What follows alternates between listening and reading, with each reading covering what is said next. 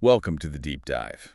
Today we're tackling a listener request that really gets to the heart of things. A critical look at mental health, psychiatry, psychology, all based on this, well, fascinating stack of sources you sent over. Yeah, it's quite a collection. Our mission, really, is to pull out the key insights, those sort of aha moments, without, making it feel like wading through a dense textbook. Exactly. And the material, it's really rich. We've got chapters, excerpts.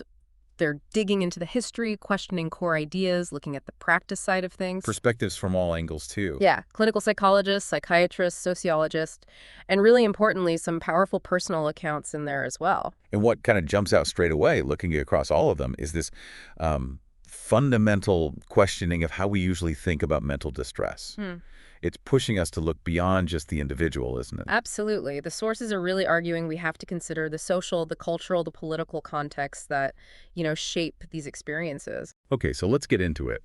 First up, this idea the sources call the medicalization of misery. Right. And this is interesting because the argument, and it goes back a bit, people like Saz, Echoes, and Barthes, it's that when we classify these basic problems of living as if they're physical diseases, well, maybe it's less like science and more like creating a modern myth. A myth. How so? Well, instead of finding like objective biological illnesses, the suggestion is we're sort of constructing narrative stories around suffering. And that critique points fingers at the big diagnostic manuals, like the DSM-5. Yeah, definitely. The sources point out how they can end up pathologizing really understandable human reactions to tough circumstances. Right. Like the example that stood out for me was a child's distress, sadness, fear, directly because of ongoing abuse, getting labeled as a disorder in the child. It's like diagnosing the reaction, not the cause. Exactly. And that makes you think about language, doesn't it? The power of words. The sources talk about these linguistic contortions, basically twisting words to turn social, ethical, political issues into medical ones. Okay. Think about the everyday words we use, madness, grief, despair, and compare them to the often quite technical jargon in psychiatry. It creates a gap. Yeah, a divide, almost suggesting only the professionals really know how to talk about these deeply human things. Right. So moving from that shared understanding to a professional diagnosis. Yeah. Okay, let's shift gears a bit. Something really central for many people.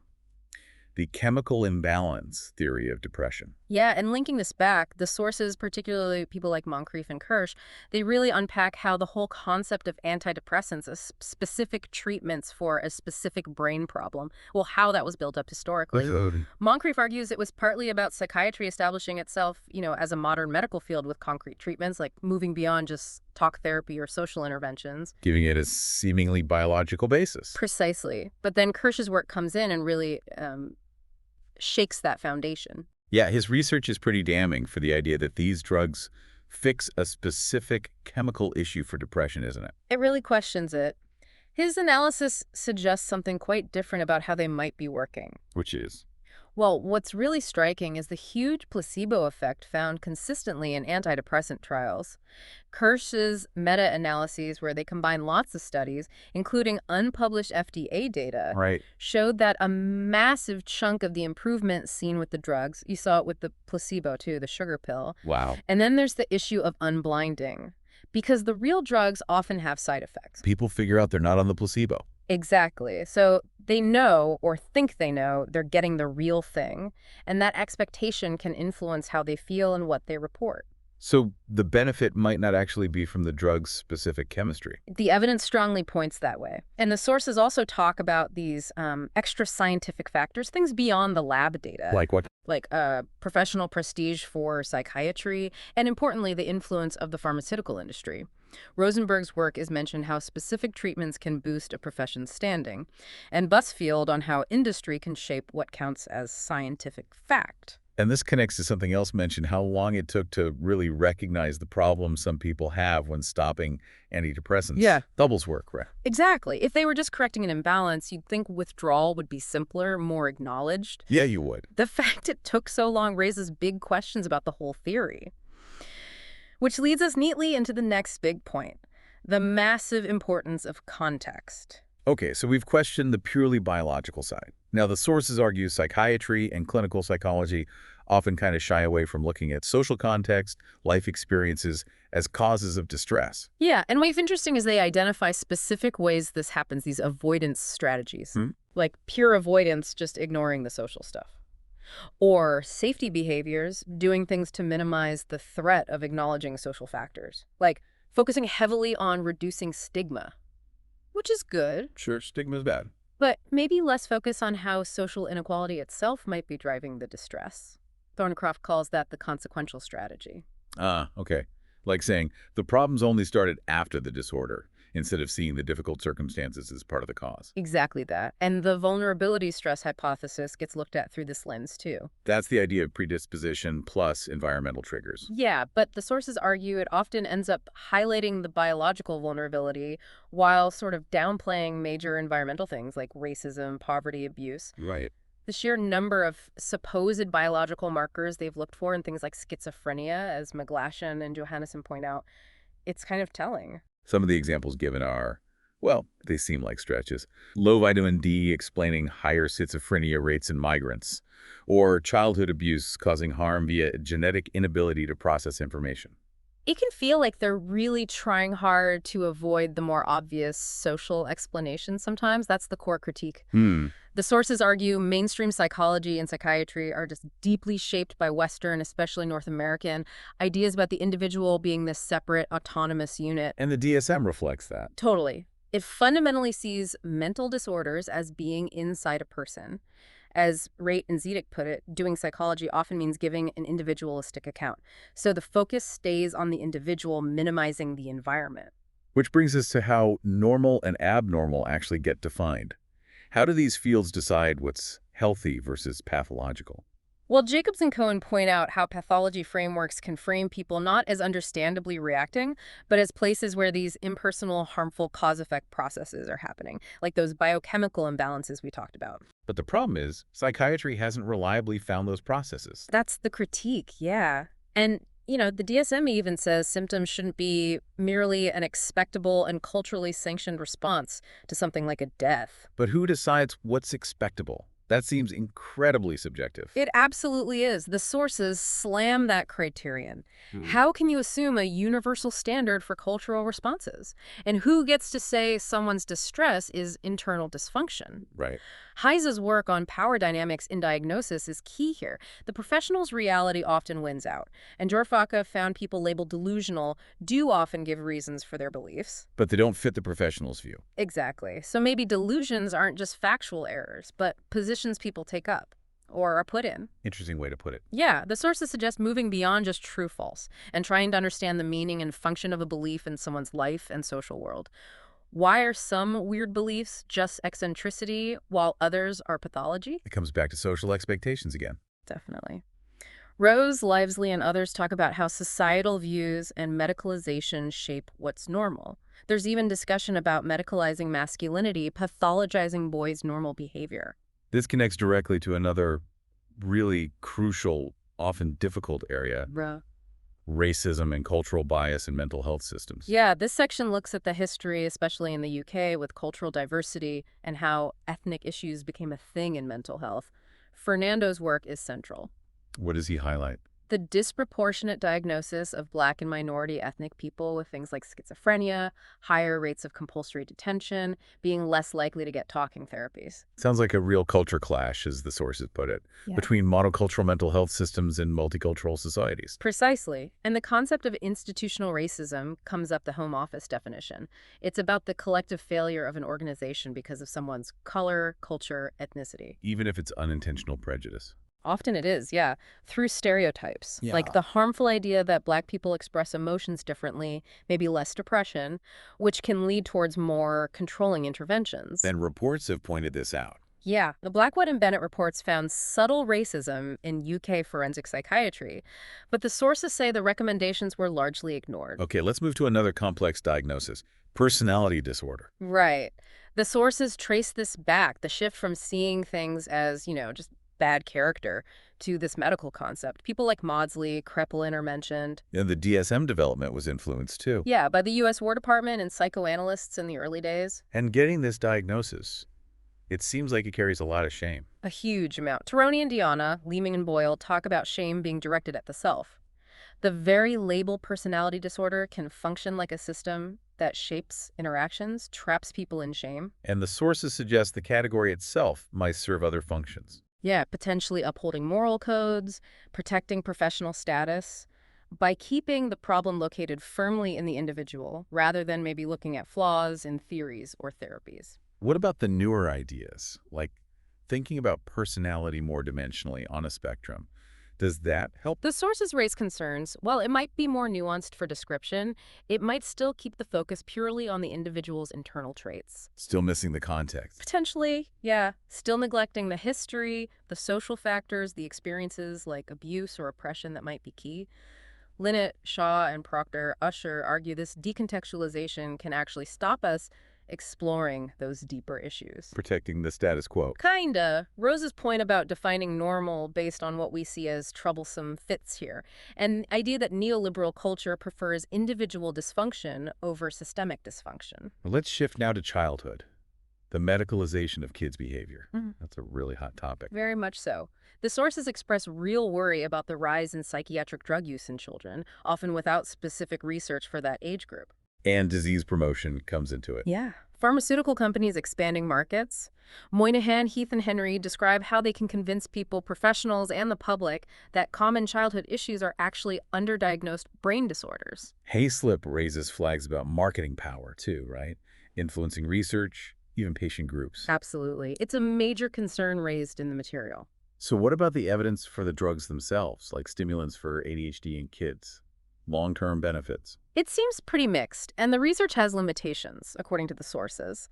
Systematic reviews, those big studies of studies, often find problems, Like, like poor reporting of methods, potential for publication bias, negative results not getting published, unreliable findings, and crucially, a lack of good evidence for long-term benefits beyond the immediate effects. okay. Midas mentions one study where starting with meds for ADHD was actually linked to worse outcomes later compared to non-medication approaches first. Wow. And conflicts of interest are mentioned, too. Yeah, among influential child psychiatrists promoting these drugs, Harris and Carey's work details that. Okay, let's unpack another complex link. Trauma and psychosis. Right.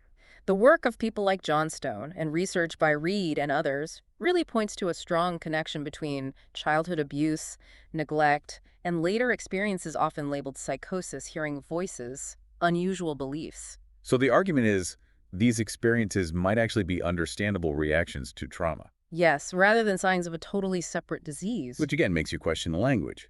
Is psychosis always the best term if trauma is the root? That's a key question. The sources also caution, though, about using trauma too broadly sometimes. How so? While recognizing trauma is vital, overusing the term might sometimes mask the impact of wider things like poverty, racism, which also cause huge distress. Boyle also mentions the impact of more everyday but still damaging things, like chronic family communication problems. And witnessing violence at home. The impact on kids is massive. Huge. Vedder's chapter highlights the lasting negative effects. Moffitt and Caspi's research shows how common it is, sadly. And kids' trauma responses can be mistaken for disorders. Exactly. That's a major concern. They might get labeled with a childhood mental disorder and miss out on the trauma-informed support they actually need. Recognizing the effects of power abuse and intimidation on child witnesses is crucial. Okay, let's think about how people experiencing distress see themselves or are seen by others. Patient, consumer, survivor. Yeah, Speed's analysis of these subject positions is really useful. The patient role is tied to the medical model, right? You have an illness, you need expert treatment, it implies passivity. And consumer, that sounds very current. It does. It fits with neoliberal healthcare ideas, individual choice, often emphasizing biology, which, again, can downplay social factors. But some activists use it. Some have, yeah, to demand better services. But the sources suggest the main beneficiary might be the state, focusing on individual imbalances, not systemic problems. Then survivor. That Yeah. feels different. Very different. It suggests resilience, resistance to medicalization. It's often part of a more activist approach. The Hearing Voices Network is a great example challenging the biological model, centering lived experience. Language matters here, too. Hugely. People actively choosing terms like emotional distress or a voice hearer instead of psychiatric labels, it's a form of resistance. This connects to a really interesting bit about parents and first episode psychosis. Yeah, Coulter and Rapley look at how parents deal with the possibility they might have played a role in their child's distress, how they talk about it. Using rhetorical strategies to deflect blame. Sometimes, yeah, even when faced with potential links between family environment and the child's difficulties. But interestingly, the parents in the examples didn't just jump to a biological explanation. That's a key point. The sources suggest this might show an awareness of, like, moral judgment, personal responsibility, even while engaging with psychiatry. It shows how common sense ideas about mental health persist alongside the professional ones. Which brings us nicely to the personal is political. A really powerful idea with feminist groups, as Dylan's chapter highlights. Our most personal stuff is shaped by the bigger political and social picture, even if it feels totally individual. And finding frameworks like Herman's on trauma can help make sense of that. Definitely. It can be transformative for survivors of abuse, placing their experience in that wider context. And the sources stress the need for safety, self-care, and recovery, and seeing parts of the self develop through trauma as potential resources for healing. Now, there's a tougher idea in the sources, the potential death-making side of these disciplines. Yeah, Nunes explores this. Historical examples of kill or cure approaches trepanning, early psychosurgery, ECT. He argues the dangers of mental illness were sometimes exaggerated to justify risky physical treatments. Even talking therapies. The suggestion is they can sometimes kill a little of the spirit by imposing certain ways of being. And ancient ideas, like humoral theory balance of fluids, still echo today, whether it's brain chemistry or work-life balance. And diagnostic labels have real power. Huge power, triggering state intervention. Clinical psychology's historical involvement in incarceration is mentioned, often without much public critique of things like forced injections. The suggestion is psychology sometimes mimics medicine, despite claiming to be different. The critique hits psychotherapy too. Oh, yeah. Smale questions the evidence for psychoanalysis, calls Freud an ideologue, maybe reinforcing consumerism, argues psychic determinism just shifts blame to the unconscious. Imposing his own morals onto Oedipus. That's the argument. The core idea is distress comes from environments, not just individual minds. Psychotherapy individualizes it, distracts from social pauses. Limits of choice and willpower when facing disadvantage. Exactly. Maybe we need to diagnose environments, not just people. And finally, a really difficult area, psychologizing torture. Patel argues focusing solely on trauma can obscure the fundamental wrongness of torture as a deliberate state act.